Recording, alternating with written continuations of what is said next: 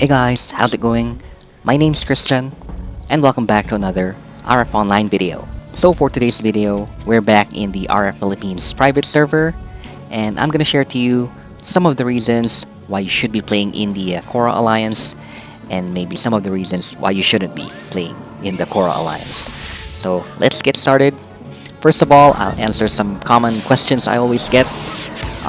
Yes, RF Philippines is a private server, and as you can see, there are a lot of players. So they say there's around a thousand active players, or maybe accounts, because dual login is enabled here. And then it's about a year old. So that's how it is with the RF Philippines private server. Let's move on to mostly my opinion, which I observed because I've been playing in the Cora Alliance for around maybe 3 months now. And as you can see, my favorite is the Cora Alliance out of all the 3 races. And I will mostly focus on my character here, which is a cross class. This is actually a warrior summoner. So let's get started. First reason why it's good to be a Cora Alliance member or a Corite in our Philippines is actually summoners they're very good. Cora Alliance is very good when it comes to player versus environment, PvE. So meaning leveling is easier, farming is I don't want to say easier, but when it comes to monsters and pit bosses, Cora Alliance has kind of an advantage. Let's take for example the summoner, which I have here. We have your Isis, which is good for DPS. It helps you with your quests. You also have your Hecate, which is good for crit locking. And you have your Paimon, good for tanking. And also we have your Inanna, which is a healer.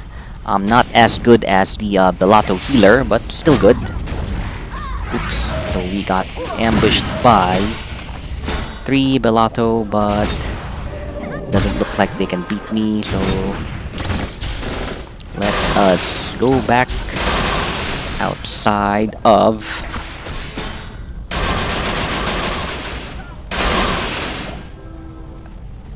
Alright, so we were able to survive that. Anyway, like I was saying, it's good for player versus environment. Let's say for example the Hecate, it's good for leveling. I made a video about leveling up here in our Philippines. Mainly, you use your Hecate to crit lock your stall, your monsters, and then you can actually almost AFK in your leveling, so which is very helpful. Let's get into the abandoned cave now, and let's try to do this first quest that I have. It's killing 10 infernal Dracos. Let's go to the abandoned cave.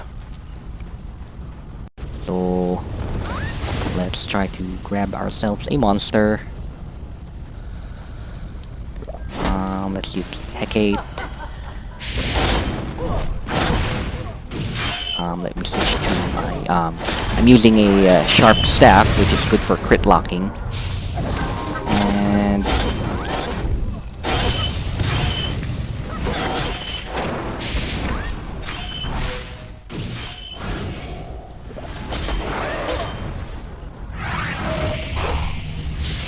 let's switch to my crit armors. So these are sharp intense level 53 armors, which I use for crit locking and leveling my summons. So if I use them, as you can see, the monsters don't even move anymore, so you can just crit lock them, they don't heal, and you kill them easily. Like I said earlier, they're very good when it comes to player versus environment, player versus monsters. Oops, the Bellato are here, so let's move back there. They might see me. And also, if for example you're playing with a Zealot, the pure class warrior, they're also good. It's just that I prefer using a summoner in this server because cross classes are quite strong here. So there, that's about it. Cora Alliance is also actually still good for PvPing as long as you have good gears, but at least if you're playing with the Cora summoner, even if you don't have very good gears, you can still PvP, you can still have fun in PvP, and you can still farm, you can still level. So that's about it.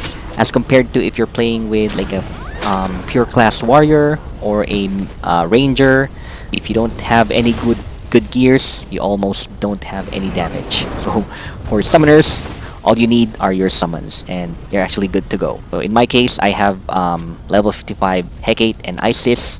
I don't have perfect gears yet, and no over upgraded weapons, armors, and LMs. But as you can see, I'm doing well already. So all I have to do is find some good gears. That's about it for the Cora Alliance pros. Why you should be, maybe it's good for you to join the Cora Alliance. So now next, maybe some of the cons now of playing in the Cora Alliance. Well, the Cora is actually quite known for being squishy. We don't have much def, mostly because majority of the players are mages, so mages don't really have good survivability. And if you compare, for example, oops, let's log out first. So if you compare, for example, the defense of the Acretia, their armors are quite tougher than the armors of the Cora Alliance, so Acretia are always tougher.